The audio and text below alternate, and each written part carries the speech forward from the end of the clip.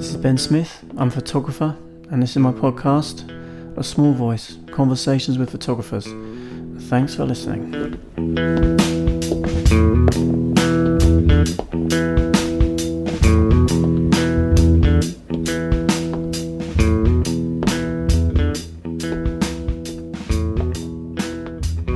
Hello people, it's Ben. Thanks for listening to A Small Voice podcast.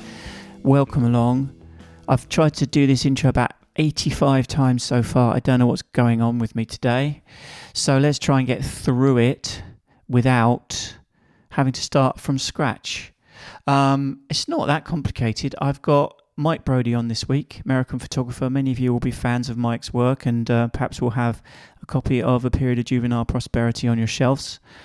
His first one, a much lauded photo book, and has been, I think, reprinted, he said, 6 times so far. You may even have one or two of the ones that came out subsequent to that. The most recent one's called Failing, which came out only last year. Also published by Twin Palms, who published the first one.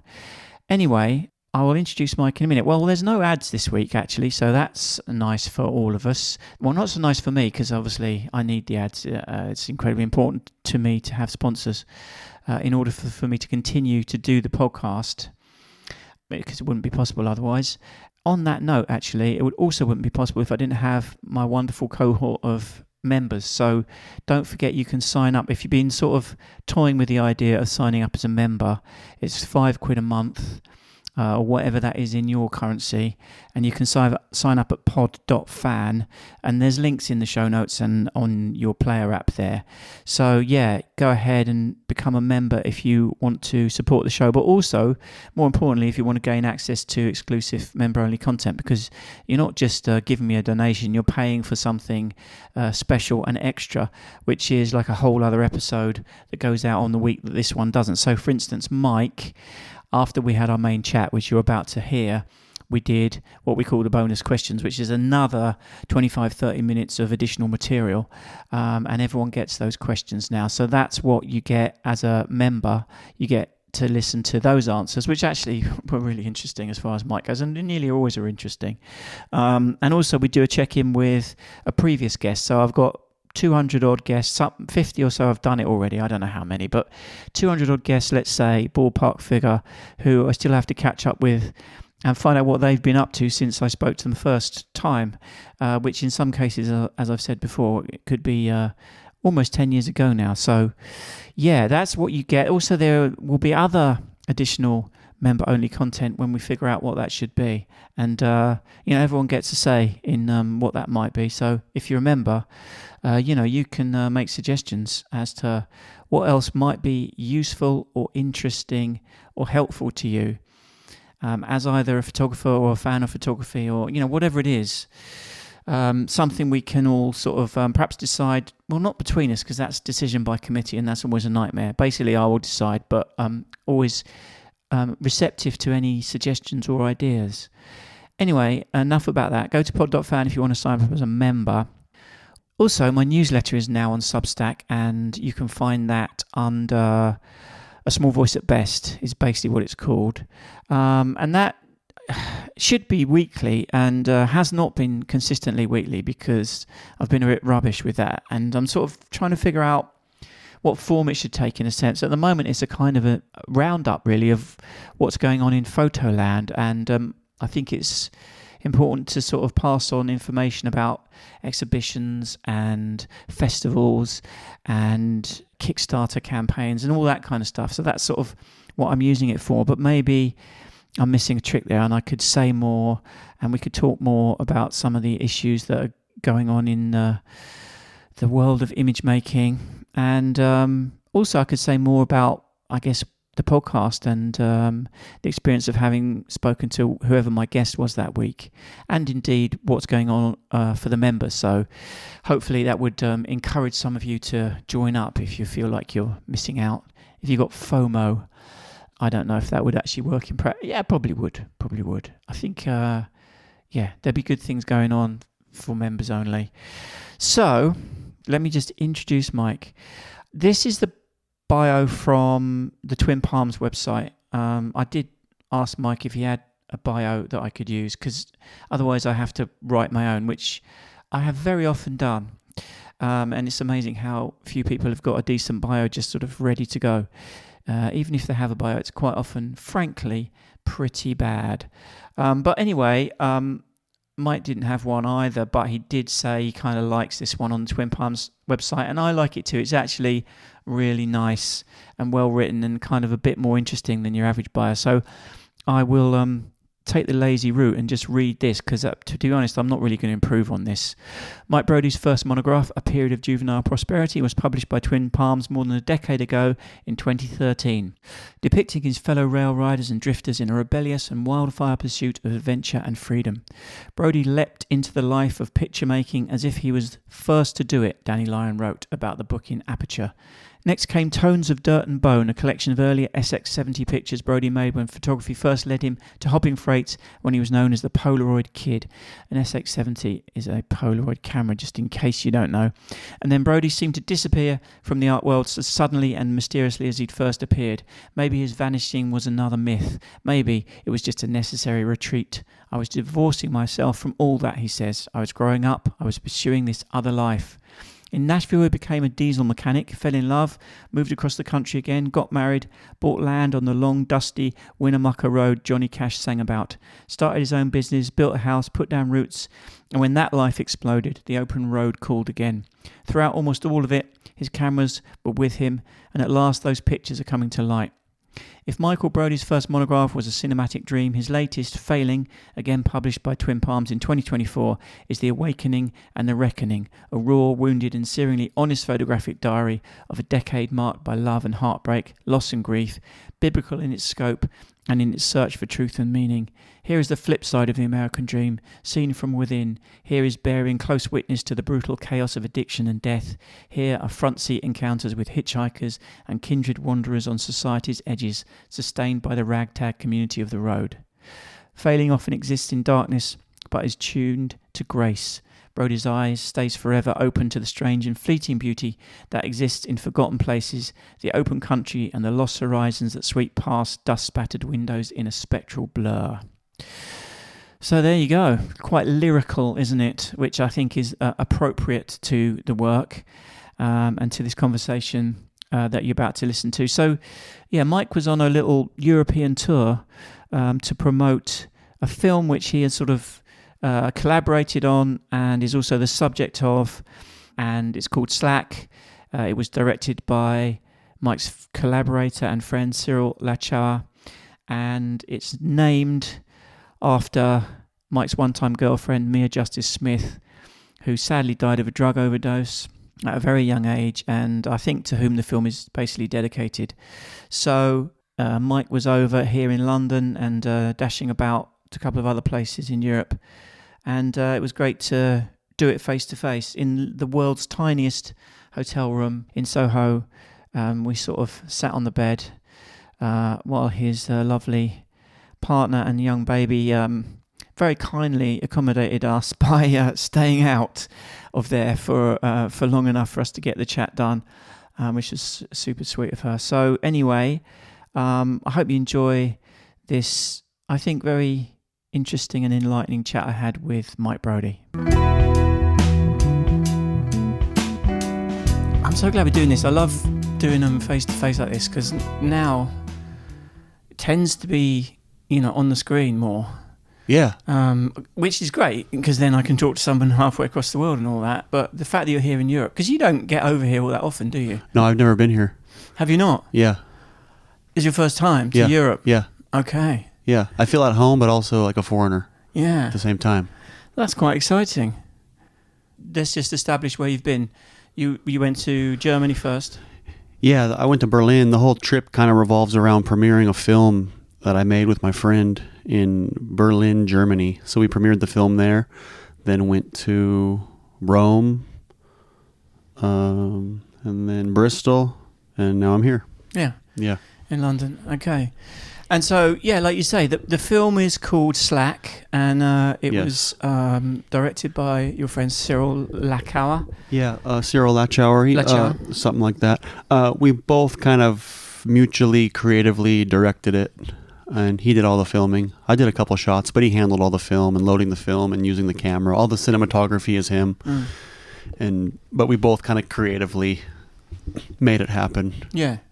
Yeah. What's the timeline? Like, when did you and Cyril meet? Was this during your rail riding years, or was it after that? It was after. I was pretty much settled down and more or less happily married. I was living in the town of Winnemucca, Nevada with my ex-wife. We had 20 acres. And I built a house and we were living there, and I met Cyril online. We were both members on this online chat group, or it was like an online forum. We were both on there where people discuss train hopping information and traveling. And we met on there, and he realized who I was, that I was a photographer in the United States, and he had hopped trains, and he wanted to just basically meet me and collaborate on something. So he had lived in LA previously because that's where his son was born. His son was born there. And so he was either already in LA or he flew there and drove up all the way to northern Nevada to meet me. And we just casually drank some beers and talked about the future and possibly collaborating on an art project together, revolving around a film. We didn't know what it would be about. We just wanted to do something together. Yeah. Yeah. So once you started working on it, how long did it take? The core of this film the core of it was all shot in a year.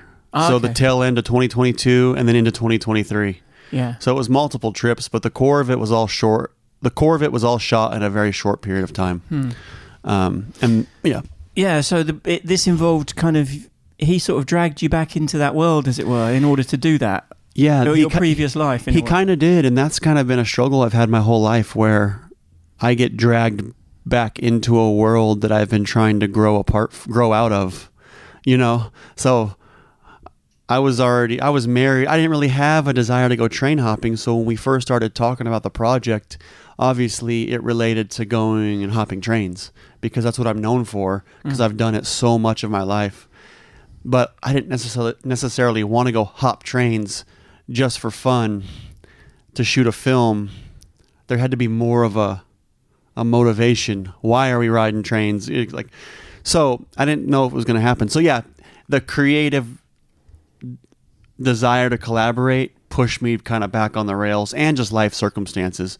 But it all happened naturally. Organically. But yeah, he very much did. The film did drag me back onto the rails. Yeah. It's weird how life works like that. No, of course, because you had to sort of, really, it's a sort of portrayal of that stage in your life. Yeah, in a sense, but obviously shot, after the fact. Yeah. And Slack was the name of your girlfriend Mia. It was a kind of nickname for her. So it's named after Slack. So it's partly her story. Yeah, we named it after her kind of posthumously. It just felt like the right thing to do. We could have initially we planned on making. I have some posters here, so I might as well take them out. I saved some. Oh yeah, cool. Well, whatever, they're rolled up. It'd be cool to look at it. So yeah, we named it the film Slack after Mia Justice Smith, who was my ex-girlfriend and also a photographer. And initially, the film me and Cyril planned on making in 2019 didn't involve her, because I didn't even know her. We hadn't even met. Right. So what we were going to make was just, the way I saw it was train hopping, traveling as two men in their own respective lives and documenting those experiences. But after I went through a divorce, and then after my relationship with Mia and all that went down in my personal life and everything else, and after she died, it only felt like the right thing to do to somehow figure out how to honor her life in a way, so we added that into the film. Well, we didn't even add it, because the whole film, all our travels ended up being inspired by her life, because she died, and then I kind of got pretty down and depressed and started drinking, I was a little lost. So it was a perfect time for Cyril to come to the States and travel with me, because I was just roaming and just kind of figure out what to do next. Yeah, you were Well, you were grieving, presumably. Yeah, grieving. Yeah. Horrible. Yeah. She died of she was an addict. She died of an overdose. Yeah, she was a drug addict since the age of 16 or 17, maybe. Yeah, until 23. I mean, we need to go back in a way, sort of to the beginning, because you discovered train hopping, I think, as a sort of teenager. Yeah, when I was 17. But it's felt like you said. I think you said at one point that the trains kind of represented a way to escape in a sense. Oh yeah, exactly. Yeah. But what were you escaping from? I think you had quite a difficult. Like your dad was in and out of prison. And stuff. my dad's out of prison now, but I didn't grow up with a father, so he's been in and out of my life.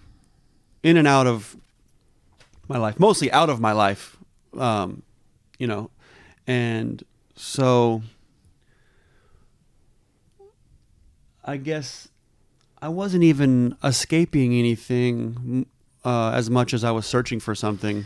Right. And naturally in life we do that, especially, I mean, if you're a young man, you grow up without a father to kind of set you up with the right tools to navigate the world as you come of age and figure shit out. You're just kind of lost, you know? So you don't have that foundation. I didn't have a foundation of like work ethic or just anything. I had no foundation. My mom would help a little bit, and she of course gave me great motherly advice throughout time, but it's not the same as a father to really, grab you by the arm and be like, look, here's the next step. Yeah. And so you have to figure that stuff out for yourself. Yeah, so I had to figure that stuff out for myself. So when I was 17, 18, 19, all into my 20s, I was just traveling and searching. My mom would always say, "What are you running away from, Mike?" So I just enjoyed traveling. It was fun. But naturally, I mean, honestly, I was running away from things. I think it got to the point where I was running away from responsibility and this idea of growing up and all those normal things that you have to do at some point, or you never really find peace, I don't think, Did the photography, but like you discovered photography at what point? Were you already hopping trains? I've discovered photography. It kind of was just a transition. When I was a teenager, 13, 14, 15, I watched a lot of BMXing and like skateboard videos. So it wasn't necessarily photography, but I saw an artistic medium, filming and photographs in the magazines I'd look at. But I didn't tell myself I wanted to be a photographer. I eventually started playing around with video cameras and stuff. But it wasn't until I started hopping trains and meeting those people, the people in that community, just punks in America, crust punks, hopping trains, traveling through town, and the beauty that was just in their life, some of their lives, I was so attracted to it and wanted to photograph it. So that's when I really took it seriously in my heart and started really trying to get good traditional portraits of people. So it went hand in hand. Train hopping, photography, pretty much the same time. Yeah, exactly. The pretty two much things, the same time. It was almost like a perfect kind of symbiosis in a way, because I imagine, if you're in that life, it just lends itself to photography. I mean, maybe you would have done it anyway, but I guess having the camera gave you another reason to do it. Yeah, I did. The camera was so there was never any wrong train. You never caught a wrong train. There was never a bad experience. I mean, a lot of risky stuff, but it didn't matter what happened because the camera was there. And at the end of it, if I got a couple photos of something, it was worth it. So yeah, the camera was something I could lean on when other aspects were a little shitty. At least I had my camera, and everything was more or less interesting, So it wasn't that difficult to find things to photograph. Obviously, it took work, and I had to have a certain eye for it, but that stuff was always around me.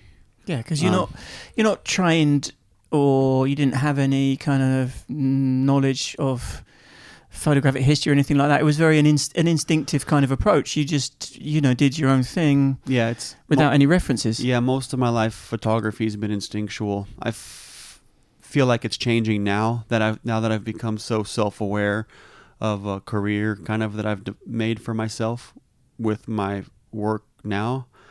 So now it's a different perspective. Now when I look through my camera, obviously a good photo is going to come instinctually, but now I know there's the background of what I've done already informing my photography. So I don't know if it's a good or bad thing, but yeah, I was thinking about that. Yeah. Do you think how maybe I'm jumping ahead too much. I was thinking about your new book, Failing, mm-hmm. which I guess nearly all of that was shot after A Period of Juvenile Prosperity. Yeah, almost all of it. We snuck in 2 pictures from that time. No one would ever know. Actually, people might know. There's the guy, he's picking at I think it's a really nasty staph infection on his shin, and he's picking at it with a safety pin. Yeah. And he was like this crust punk kid in Pensacola, and I took that photo in 2006. It should have been published in A Period of Juvenile Prosperity, but we had that, and I was like, this seems appropriate towards the end of Failing with kind of the darker aspects of life, and he's picking at this nasty like wound. But anyways, 99% of it is taken in the past 10 years, past 5 to 10 years of my life. Yeah, and because I guess I was going to ask about whether you feel like there's a noticeable or kind of tangible difference in the way that you shoot or the kind of pictures that you've taken. Obviously there's no trains, but forget about that. Just in terms of everything else from the first book to Failing. Yeah, I think there's a noticeable difference. I don't think the book is as exciting. It doesn't have that exciting movement of youth. There's still movement. Like in some of the photos, I'm train hopping. A lot of those photos were taken while I'm on a freight train. But there's something, the way I've started to observe the world, I wouldn't say it was different, but I was living more of my adult life with responsibilities and work and marriage and always having my camera with me kind of as a tool in my toolbox or an accessory, like in my truck always. So I wasn't, it just was, it was a little different because I wasn't trying to document a people, like a group of people that I was just obsessed with. It was just me consistently having a camera and photographing moments in my personal life and otherwise. Right. So naturally it became a different thing. And the way we processed the photos created a different feeling. It's a very different book. Naturally, I think I wanted to make the book the same as A Period of Juvenile Prosperity. Like I wanted it to be the same size and just like a continuation, but it didn't make sense because there was a different feeling there. Yeah, and there's a lot more pictures in there. And I think I'll come back to it because it's very recent. Only just came out really. Yeah. At the end of last year, so we can kind of stick a pin in it and come back to it because I want to go back to Period of Juvenile Prosperity. Because you talked about the beauty in these people's lives, and a lot of people talk about that book as being romantic. But I don't know. Like to me, there's. It's still that those lives are not necessarily romantic, and I think actually Cyril's film is interesting because watching Cyril's film, it kind of really does sort of it leaves you in no doubt actually that there was a kind of darkness to that kind of life and a kind of lostness as you've very already much sort of very said. much so. There's romance to be had, but for the most part, it's not a romantic way of life. It's quite miserable, but what it becomes is an addictive lifestyle. It just becomes addictive. Going from town to town, getting your beer or getting your high or meeting an old friend, going to a show.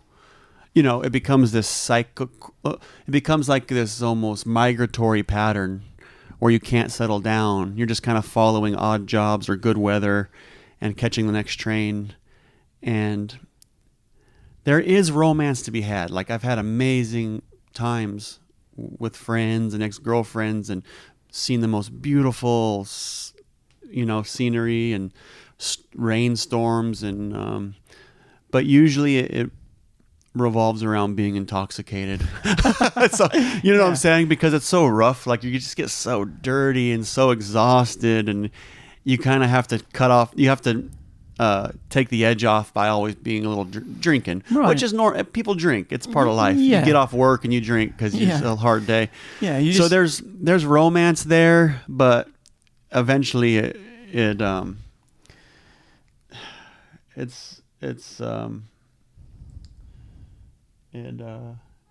think it becomes an addiction.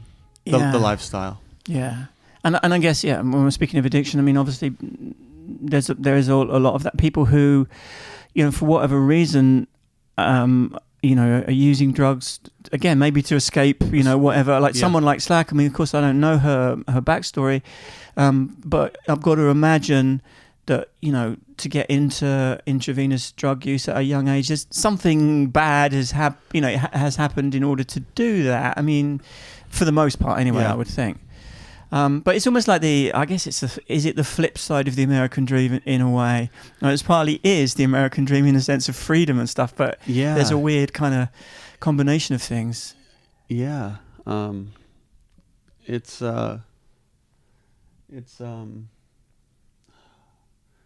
what's the word? Like the flip side. There's a paradox in the lifestyles. Like, a lot of people spend their whole life maybe admiring that lifestyle, train hopping. Oh, I want to do that one day. And one day they want to quit their job or like quit living the normal life and go do that. But then once you start doing that, traveling and train riding, you eventually kind of want to settle down. Like, so many of my friends are on the road and they just keep moving and moving and moving, and they can't settle down. They can't stay in one place. Like, why is that? There's like this strange discontentness with their life. It's like the American dream has offered too many opportunities. The American dream, there's almost too many options. You can kind of do anything. So when you have that much freedom and that many options, maybe it's almost like it's detrimental. Yeah. Because you can do anything or be anyone, and then you're like, oh, well, shit, I don't know who to be or where to live or what I should do, so I'm just going to keep on going to the next town, and maybe there's an opportunity there, or maybe the love of my life is there. Maybe that town will give me what I want. But some people just keep going and never finding it. Yeah, never find it. That's funny, actually. Yeah, I mean, it kind of reminds me of experience I had of driving across the US, and I had that sense of this kind of constant need to keep let's go to the next place, and you sort of. You're always looking for America in a way. Yeah. You're always looking for the country that you live in. Yeah. I mean, obviously, I was coming at it from an outsider's perspective, but it's something that Slack says in the film, which is interesting. Which is she's talking about the other people in that life, and she's saying that for most of them it's a performance. I think is the way that she describes it. This is a kind of performance. It's a thing that they'll do and then they'll stop doing. But it's very sad. She talks about herself and she's saying something like, "It's not for me. It's not that for me." Is that kind of it? Really? Yeah. Well, it's tragic, really, because what she says, I 100% agree with, and I've said it for a long time. Many young people, they take to the lifestyle in many ways because it's hip. It's cool. It's like a fashion statement. So you're young and carefree, and you're just following the herd in a way, doing what your friends are doing, and then before you know it, you got a lot of face tattoos. You dress a certain way. You've developed some bad habits, and then you keep doing it. It kind of just becomes a performance. You're just kind of, like she said, you're performing. It's not oftentimes it's not the real person. Do you know what I'm saying? You're sort of adopting a you're persona. Adopting a persona almost that you're kind of pressured into, whether it's social media or just your peer group or just trying to find yourself, that finding yourself, and then there's the point where she says, this will never end for me. I think she's just trying to be tough, like, I'm the real deal. I'm gonna do this forever, you know. But then tragically, she dies shortly after. But that speaks on what she said also. Like, this will never end for me. It was almost like it sounded suicidal almost. I don't know. It's very creepy in a way, you know? Yeah, because these things take on a sort of added meaning after the fact. Yeah, because she went into the lifestyle really hard. Like, I only knew her for 9 months, honestly. And now I'm going to know her for the rest of my life because of what she left behind and the story, you know, I'm creating with her art and then this film. But what I'm glad you picked up on that, because that's a really important part of what I'm talking about. Even part of my own upbringing is, the performative nature of maybe many subcultures. Like, you have to act a certain way to get into the club. Yeah. And then you finally get into the club and you realize everyone's kind of a fucking asshole and doesn't care about you. Then you want to get out of the club and you're like, oh, it's kind of too late. I got the pass. I got the badges. I made the, you know, it's signed in blood. I can't get out of this. And then you kind of get stuck. And so then that's kind of what happens too. Then you kind of get stuck in it, in that particular lifestyle, and it becomes this very it becomes dark and a lot of nihilism and just self-destruction. And so everyone starts to resign to the fact, everyone being a lot of like the crust punks, like that ethos of punk is kind of this idea where I'm not going to live past 30, so you might as well just fucking do whatever. Yeah. Who cares? One more face tattoo, one more beer. Right. And so man, it's sad looking back, because I'm 40 now, so I've known a lot of people to come in and out of the life, including myself coming in and out of the life. So that's kind of how we tried to show Slack in this film. What she left behind with a lot of her footage and stuff was, she's kind of a symbol of that life. And she lived it, and she lived it real and really hard, and yeah. We should make clear that you were going to have a baby together. She was pregnant when she died. Yeah, she did. She was. So, you know, you must, that's going to like rip your life apart. It sucked, because I've been wanting to be a father for a long time. I was married for 8 years, but just didn't work out. So me and my wife got a divorce, and then I met Mia, and I guess I'm crazy, but yeah, I fell in love with her, and naturally I wanted to be a father, and I did want to have a child with her. I thought she was very beautiful. I knew it was kind of a bad idea because of the circumstances of her life. It's like, okay, I'm going to have a child with a drug addict. You know, that's not smart. But it was worth the risk. I don't have any regrets. I think everything happens for a reason. Yeah. And, everything happens for a reason. And I have a son. Like, I have a son now.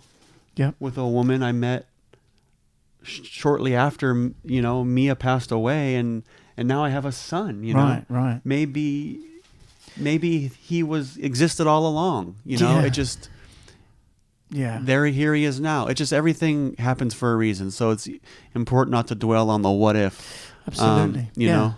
So you, like you say, you've got a 5-month-old son and a new partner who. So you've been together for however it's many years. It's been 2.5 years. 2.5 years. Okay. Yeah. But then, okay, so let's just to kind of fill in the gap. So when you threw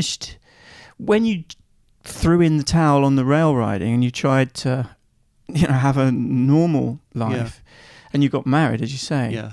So you were fully going down the road of just a normal guy. My whole life, I've just been trying to be a normal guy. Oh, well, actually, no. At first, I wanted to be a not normal guy. Yeah. And then I was successful at that, and then I was like, the normal life actually seems kind of appealing, Right. And so in 2014, I got married, and I bought a house, and went to work for the railroad. So I tried to be just a married man, a working class guy, and it did work. I think I was good at it. But it just doesn't. There's something off. I'm an artist. As much as I try to bury that down, sometimes I try to deny that part of me. I'm an artist, and it's there, and I have to express that part of me. Otherwise, my soul kind of dies inside. So, what's interesting is, like, do you need some sort of grit to be inspired to take pictures? I mean, like, are there any photographs from that time, as it were, or did you basically put your camera away? Not that many photographs. So there are some. Yeah. There are some, but like 2010, 11, 12, there's a few. 13, 14, 15, just not that many photos. Yeah. 16. I think when I lived in Nevada was a very beautiful place. And so every day looked beautiful. Everything I was seeing and the people I'd work with. So I'd say 2017, 18, 19, 20. And I met Mia in 2021. So that it started to pick up the creative energy. But there was definitely a time period where it was kind of dead. And I would just randomly snap photos because, like I said, my camera was always around. I always made sure that I always had a camera with film usually. Right. So I would snap some, and some of it made it in the book. But it's no coincidence that period of kind of not, being creative coincided with the attempt at a normal, like regular guy kind of life. So I guess to your question, I guess my life does need to be a little chaotic and crazy. I got to lean on that for the creativity, If I'm sitting in comfort, maybe my creative spirit dies. Goes into hibernation. It doesn't die, it goes into hibernation. Yeah. So there's been this push and pull for years, So you say that, you're constantly, there is that constant push and pull. Yeah. The allure of a real nice stable life with a home and a wife and all that, which is so easy, and I could have it just like that. I know how to do it, but why am I not doing? Why do I need to? Like, you just heard me talking to Mouse Green about going to Iraq and photographing mechanics. Why do I want to do that? Yeah. Well, Why? I'll ask you later, but yeah. It's like, why don't I just stay home? And because it's part of your creative personality, I suppose, that the creativity isn't just in the photography, it's in the life that you're trying to lead. I guess you're right. It's the whole, it's not just taking the pictures, it's the whole life. Yeah, I guess, yeah. Because, now, A Period of Juvenile Prosperity, it was a very successful book, right? I mean, I don't know whether did it take you by surprise that it was so well received? It didn't take me by surprise, but I was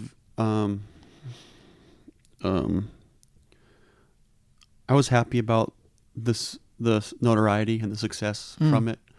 But it didn't take me by surprise because I really worked hard on those photos, So I put a lot into the world, and some positivity came back out of it.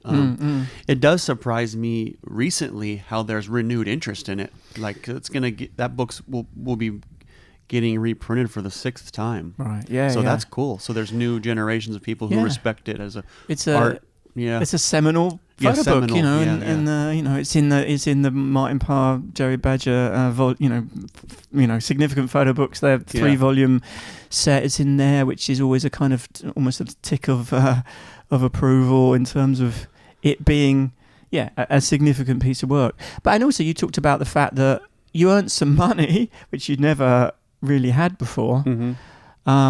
I think not so much from the book, but from selling prints. Is that more? Yeah, I had 2 exhibits in 2014 in LA and New York, where I was able to edition some of the images from that book and sell them. So I made a good amount of money in a very short period of time, which helped and hurt my life because I grew up, I grew up in poverty, so it's like I didn't really learn I wasn't taught how to manage your money when you get it. So I'm still the type of guy, if I get money, I already try to, if I get 10 grand, I'm already figuring out what I can buy that costs $9,500. Yeah, right. You know what I'm saying? Yeah. Well, you said it. I was going to ask the question. Was there a sense in which it was a negative? The success of the book, and you've already now alluded to it, that the money, in some ways, in what respect did it, cause you problems, or be it, just the old more money, more problems. Yeah. When you get more money, well, not everyone, but more money, you end up becoming motivated to do things for different reasons. You can easily get a big head about what you're capable of. Like all of a sudden, you have X amount of dollars in your bank account, and you think you know how to run a business, or you think you know how to manage. You just think you know how to do things just because you have that money backing your ego. Validation. But then the money goes away. You're like, oh, I guess I wasn't very good at that because I don't have any money left. So it's just more money so you can buy stuff. But maybe it's a lifelong skill, and maybe I'll get better at it as time goes by. But I don't know. I think my art brain really fucks it up, because I'll justify why I should. Under the idea of art, I can justify any expense. If I have some money, I can justify why I need to buy this thing for $3,000, because it's part of the part of the art. Yeah. Like it's an investment. I need it. Yeah. Well, I mean, I guess some photographers and artists, spend their whole career trying to, make any money at all. So in a sense, you've kind of done a lot more than a lot of people manage to do. No, I am very grateful. And I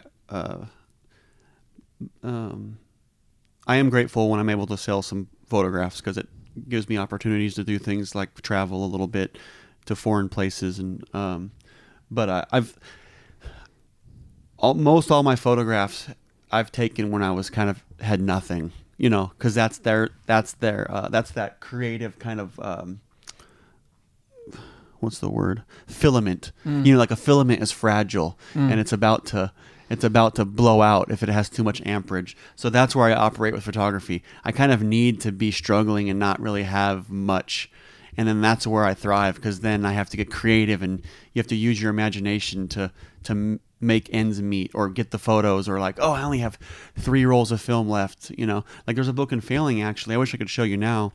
It was at the tail end of this long trip I did alone. And I was coming back home on a Greyhound bus. I just left. I was coming out of Amarillo, went through Salt Lake City, Utah. I had 1 picture left on the last roll of film. It was 32 rolls of film. I had 1 picture, and I took a picture of the back of the bus driver's head in the Greyhound bus, and it came out. I've never taken a photo like this. It just has, the sun is setting, perfect glow, perfect kind of elements in the bus. It's just perfect. And how? And I think it has to do with, I had this 1 picture left. I was at the end of this trip, and there was something about that was magic, and luck. But so there's something about the struggle and living with less that I think is better for your soul. It's good for you, I think, to when you can,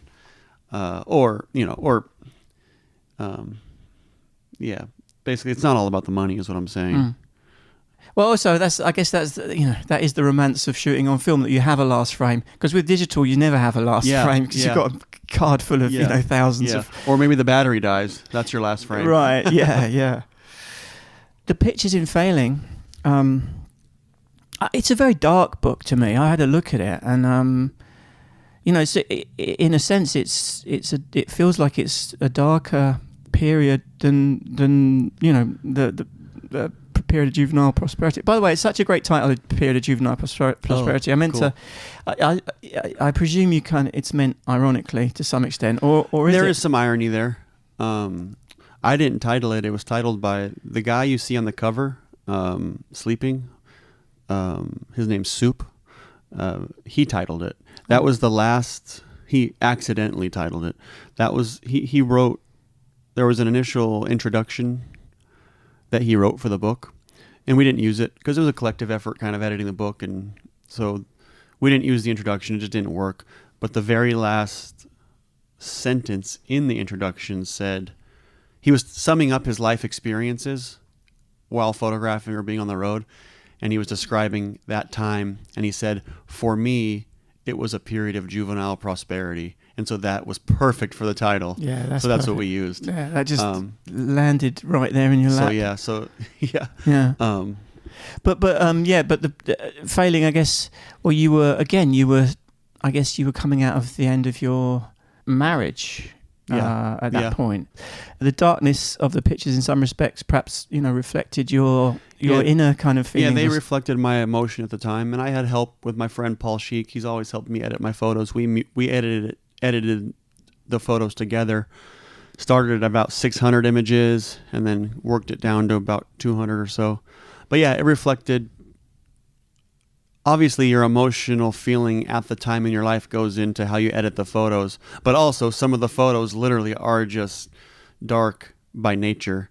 There's a lot of kind of death and... like literally. Literally, and some really kind of gnarly, to use a technical phrase, some really gnarly shit. Yeah, and some literal shit. And some literal shit, yeah, exactly, which is a lot accident. A lot of it is morbid curiosity. I mean, if I'm walking by somewhere and I see a dead homeless man, I had to take a photo, or the payphone covered in shit. Like, when do you see a payphone with shit smeared all over the keys? Well, when do you see a payphone? Period. Yeah. Period. But this payphone had shit smeared into the keys. There's certain things like. There's a lot of things I took photos of in the book that I never thought would be published. It's just things that I had to take a photo of at that time because I was seeing it just in my travels. So you work in that way that, basically if you see anything weird or off or in any way unusual, that you want to photograph? Not necessarily, because it's not like I've been around a lot of death. But I did, the first time I saw a dead man, it was in San Francisco. I was walking down the street, and there was just a dead guy laying on the road between two cars. He fell over, cleanly dressed, didn't look like anything suspicious went on, and I didn't take a photo. We called 911, and I didn't take any photos. How do you know when not to? I don't know. Just something tells me. I mean, obviously, there's an aesthetic composition that has to exist, but it's a feeling, and that's all it is. It's just a feeling. There's an impulse. Yeah, there's a bit in the film which is interesting where you're sort of. It feels like you're tussling in a way. You're talking about whether you're saying that good photography involves exploitation, or you're trying to kind of figure that out almost there and then, as it were, in your head. It feels like, anyway. Yeah, I was. Yeah, and you're almost tussling with it. So it's it's kind of quite a funny moment in a way, because you're not sure. You can tell that you're not sure, and it's you're quite open about it. You're like, is that right? Because it's an interesting, the whole, we're all very much aware of our kind of ethical responsibility in this day and age, especially I think as photographers, and I think that's quite right. But perhaps it's something a lot of us tussle with. Are you a bit more clear now on where the line is there, as it were, or not? No, because I'm still kind of, when it comes to, I'm still not clear on where the line. I think the word has been ruined, exploitation. I don't even know what it means anymore. But the ethical responsibility makes sense. So obviously, by nature, one would have an ethical feeling towards someone or about someone. So even making this film about Mia's life, it's about my life too, but incorporating parts of her life. We involved her mother. We wanted to get a blessing from her mother to make sure she was okay with what we were doing, and portraying this slice of her daughter's life. So ethically, me and Cyril, we had to talk with her and get her involved. Otherwise, we're just kind of being scummy guys making a film about someone who's dead. Even though it was my girlfriend, it doesn't matter. She's gone, and so there's always an ethical responsibility. But the lines blur, and sometimes you just have to fuck up your reputation for sake of the art, or because it's worth the do it first, ask for forgiveness later. I think is you got to do it sometimes. But for the most part, every time I photograph people, it's a mutual, enjoyable thing. Where a lot of them, especially if I photograph older people that I was hitchhiking with or working with, they're flattered. Someone was interested in them, being Right. like, oh, this guy's photographing me. Yeah, I must be special. Even when people photograph me today, I'm like, oh, cool, thanks. yeah, you you're know? kind of being recognized. Yeah, thanks. It's being part of it's human acknowledged. nature to like it. So usually it's a mutual okay thing. Of course. Yeah, and it's not that difficult to. We'll get to make judgments, reading body language and reading the room and all those things Yeah. that they're just Yeah. instinctive things. I mean, not Yeah. everyone is good at that stuff, but I think if you're going to go around photographing people, you better figure out how to do that somehow. Yeah. The initial the initial exploitation idea was lingering around a lot when I was first making a period of juvenile prosperity photos, because I was technically documenting a subculture that has never been documented in that way. I mean, punks have been documented. Like you can go back to into the not late 60s, but 70s, the 80s and 90s. There's been documentation of punks in Europe and United States, but not necessarily like these the train riding, the hobos, that kind of lifestyle. So that's when the exploitation thing was. Everyone wanted to talk about that, but that's just because people were in fear of losing their subculture. Like it wasn't going to be a thing if you put a bunch of pictures of train hopping on the internet, but nobody cares. Right. There's YouTube channels. You can go hop trains. It's just this American tradition. You just go get on the train and ride it. There's no. Is there really any rules? It's like. Yeah. Yeah. Exactly. I mean, has this the process of doing this film with Cyril, has that kind of sparked an interest in the moving image for you as a kind of thing that you might explore more of? Oh yeah, definitely. I think about it all the time. I don't know how much I'll physically use like a video camera, I didn't enjoy it. I shot with Cyril's camera. A few shots in the movie were mine. Really didn't enjoy it. I couldn't see through the viewfinder. It was hard. I didn't enjoy it. But I visualize.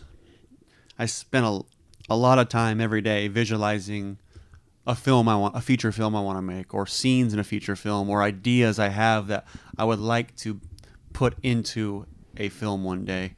So I don't know what that'll look like, what my job will be. Will it be writing, or how I'll do that? But I would hope that what me and Cyril did together inspires us to move to continue on with the art form, even if it's just some more experimental photography related travel. That'd be fine too, but I would love to take the next step and do like a feature film inspired by real life events. I can see it. I can see the feature film of A Period of Juvenile Prosperity, the feature. World, it seems like the world wants it, because I get lots of people people contact me all the time wanting to make a film inspired by these photos, and it's just, if only it was that easy, I guess I can't just say, yes, let's do it, because it's like, it's notoriously the hardest thing in the entire universe to actually get a film on the screen. Yeah, like what do you do? Just go rent a train for your movie, Yeah. So I think the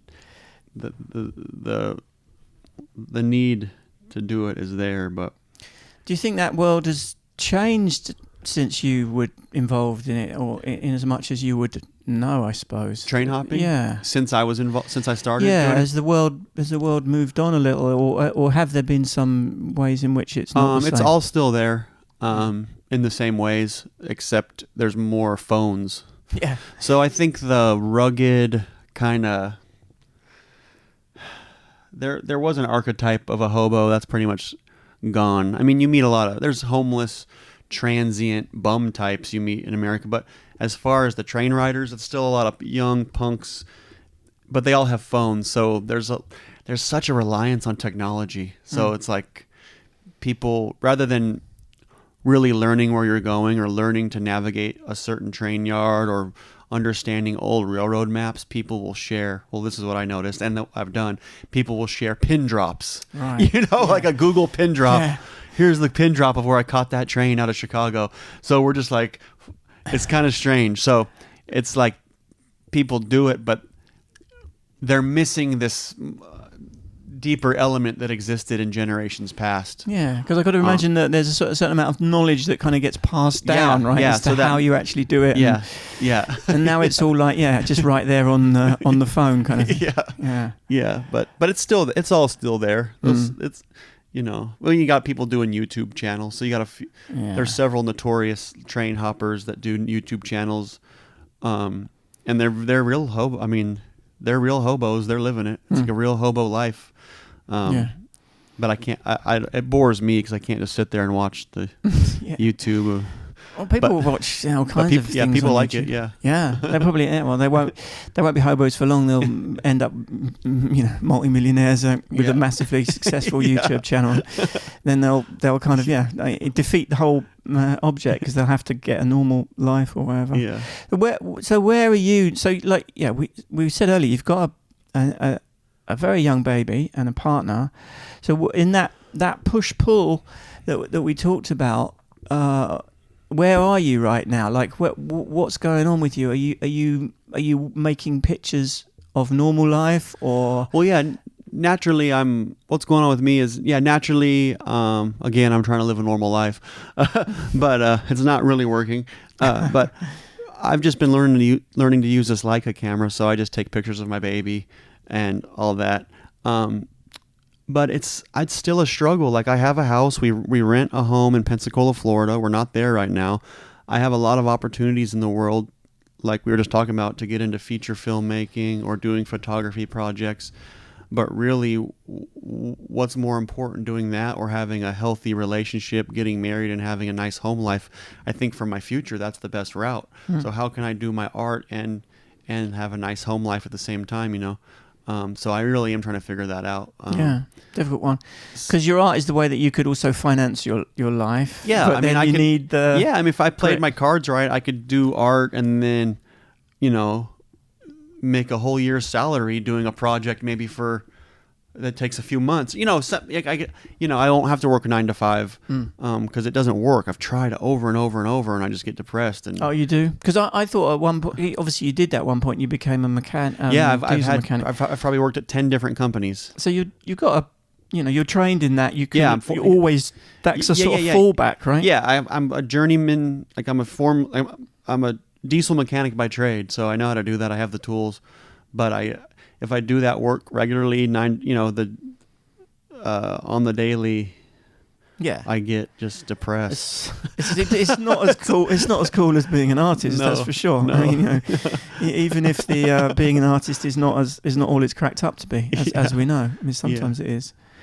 And so, so I guess you got to find a new way of producing work that's based on something else. Yeah, I think you said something about you wanted to. I don't know, photograph pretty things or, something of that that nature. was just a generic way to say...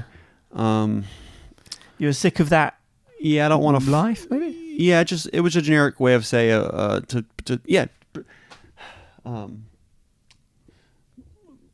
my photography in the past came from a lifestyle that was very much like...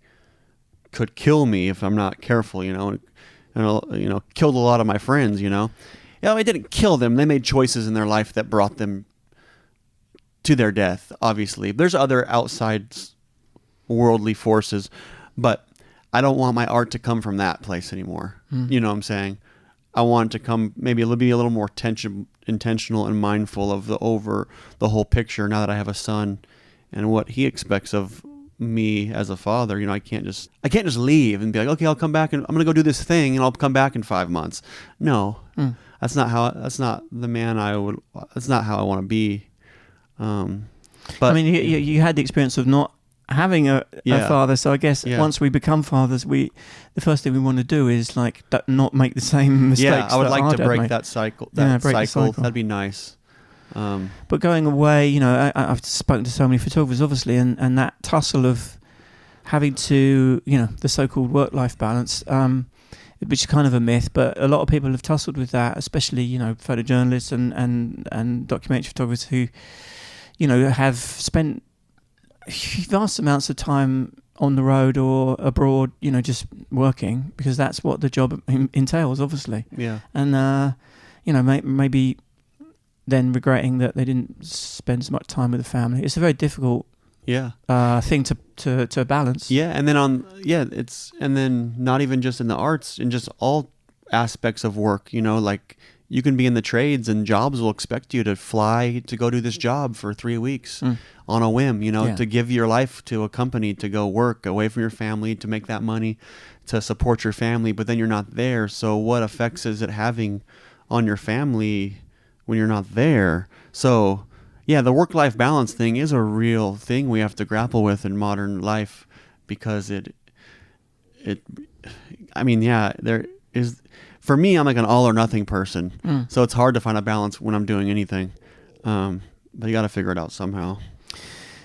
With Failing, the book is kind of broken into beginning, middle, and end. What was the thinking there? That was Paul Sheik's idea. I wouldn't say it was lazy. It just seemed like a natural course. I don't know why he did that, but I think there were so many photos, and I think quickly looking through the photos, he felt 3 different. When he helped me edit it, I think he just felt 3 obvious different things, and so he just did beginning, middle, and end. And at first, I didn't like it. I was like, "Oh, that's just too generic," but then it made a lot of sense. So we tried our best for the beginning to feel more bright and hopeful. And then the middle was still some movement and travel, and there was some beauty there, but it got darker. And then the 3rd chapter became even more, we took away titles, or the titles of photos became sparser, and the photos got darker, literally the colors and the content. And it just broke up. Naturally, it broke it up for viewing better, because it's hard to look at 193 photos in a row. So breaking it up is a good natural, just to have a break. It could have just been a black page, and it would have been helpful. Yeah, it kind of makes sense, because all good stories have a beginning, middle, and end, right? Yeah, and narratives, three act structure and all that is as old as time. Yeah, so we did our best to create a narrative without forcing it too much, because we're working with photographs and not a real. There was no real narrative. It's photographs, and then you look at them and you use your imagination to fill in the blanks. You have to create your own narrative. Yeah. And a lot of it was intentional, obviously, but you can only say so much with a still image. Paul's been quite important. Paul, of course, runs TBW Books, so he's a book publisher by trade, but he didn't. He could have published the first book himself, I guess, and he sort of pointed you in the direction of Twin Palms, which was the publisher, which was a very selfless thing for him to do, I think. Yeah, definitely. And I think at that time also he didn't. I don't think he had the means. Right. I think he saw that the work, my photos, were a little bit beyond. Not beyond him. Does that sound bad? Beyond what he should be do. He just seemed he says it deserved to go to the best, to be published by someone who's been making books in a time-honored traditional way, like Jack Woody was with his book publishing company, and Paul was just starting out. So it just he naturally he knew it was a better fit. Right. Yeah. And I think he likes just and since then he's just liked helping me. Supporting my work in the background as a friend. And like even with Failing, he just helped me edit it. I asked him to publish it, and I think he kind of was interested, but I think logistically or the money was too expensive to make that many books. Like they're heavy, so just too much of a headache. I think he liked to he likes to casually work with me and just help with the photos. Everything else gets a little too heavy. Yeah. Fair enough. I think that's what the deal. Yeah. Do you enjoy the editing process, or is that more of a kind of chore to you? I enjoy it. I didn't really enjoy it with Failing because we were just I was using an iPad and we were doing it on Zoom because he lives in Mexico now. Okay. So I thought that was pretty fucking annoying. But that's just modern life now. Everything's on screens. Yeah, and that's why I wanted to meet you in person. Well, it just worked out. Me too. Coincidentally. Yeah, fantastic. I mean, the fact that you were coming to London at the time that we were talking about trying to do this is just a fantastic coincidence. Yeah. So I'm trying to get away from all the technology that's just kind of killing our creativity and like alienating people from one another. It's just not good. We're just living in this weird fucking isolated universe. I mean, I don't get out of my house most of the time. don't know. And I'm worried about my kid. My kid is 15, so anyone who's got a teenage boy in particular will totally relate. I would imagine that they're in that kind of world as well. And yeah, he does sport and stuff, so it's not entirely a lost cause. But yeah, those are the things you worry about for sure. Yeah, you never know. That's like a critical time, coming of age. Exactly. Yeah. And you want him to learn social skills. You want him to sooner or later he's got to figure out how to talk to girls, for Christ's sake. Yeah. I don't think he'd have a clue how to talk to a girl because he doesn't go out into the world. Anyway, I don't know how we've gone down that track. This is something you don't have to worry about for another 15 years. I'm already worrying about it. Right. And my son's only 5 months old. Yeah. Yeah. He's already trying to crawl into the phone screen. Ooh. Oh, yeah. No, you got to keep him away from those devices. I know. Now, look, I sort of overheard part of a conversation earlier. What plans do you have for future projects or life in general? You were talking about, we don't even have to keep this in, but you were talking about the possibility of going to Iraq to work. Yeah, that'd be interesting in my lifetime. I've never been, and I never thought I'd want to go. But my friend Mouse Green, he lived there for a while with a friend. Actually, he still lives. He goes back and forth. But they have there's different areas. I don't know exactly where, but I've seen photos. There's different neighborhoods that work on a lot of American-made diesel-powered machinery. And I love that. I love machinery. I love the working man and just like all that stuff. And a lot of the old obsolete stuff that's been kicked out of America because of emissions goes to places like Iraq or Africa or Mexico where they can run it because the laws are different in regards to air quality. Right. And so, but those were all some of the best, most reliable machines because a lot of fully mechanical, not a lot of electronic systems. And so I just think a lot of that stuff's beautiful. And so I want to photograph it. Right. So, I could find that stuff in America as well, but it's a little harder to find. You got to go into the nooks and crannies and back roads. But I like the idea of photographing men working on machinery in Iraq, and then whatever else happens. Yeah. Like whatever. You can't really plan things. You kind of have an idea, and then you'll see where the idea takes you. But yeah, I don't know if that'll happen. That's just a random... Okay, yeah. Well, I mean, we were talking about it last week when I saw him in Berlin, and then we just started talking about it again. Right. Yeah, we won't hold you to it. Is it. Like you say, it's just one of many ideas that you might kind of come up with. It's all just a continuation of photography. Like in Failing, you'll see there's some machinery or work-related photos. So does that come of like being around the train locomotives, that kind of interest? Yeah, that's it. It spawned. Oh, it's always been around ever since I rode BMX bikes, taking apart my BMX bike and greasing the bearings and fixing the rims and with a couple basic tools and keeping it all under my bed, out of the way. Like I'm always been mechanical. It's naturally I want to take things apart, put them back together. Sometimes I put them back together. Yeah. So it's a perfect union, kind of the beauty of machinery and mechanics and things and the way men work with their hands and then the aesthetics of it and photographing it. So, but it's hard to get it in the right way. It's hard to join those two forces of art and then the working life and actually make it a real visual, nice language that says something greater than just like a man standing there, with a wrench. There's more to it. You have to think about how that could be resonant with people or how that could be, of interest or do you not even worry about the audience, as it were? No, I don't worry about the audience because naturally I don't worry about the audience. I'm the audience and my desire to do it. But obviously, if I didn't worry about the audience, no one would you wouldn't share your work with the world. That's a normal desire, I think. But there still is very much always this urgency, just like with my early work, to photograph things. I was talking about it earlier, like this desire to photograph things that are passing away. Like there's very much a world that's passing away, Eventually, certain things will just never exist. Eventually, generation after generation, unless there's just means of preservation. But so I'm just attracted to these ways of life or ways of working that are very much passing away right now, with each generation. And so So, yeah. What will be the next phase as far as making work in the US goes?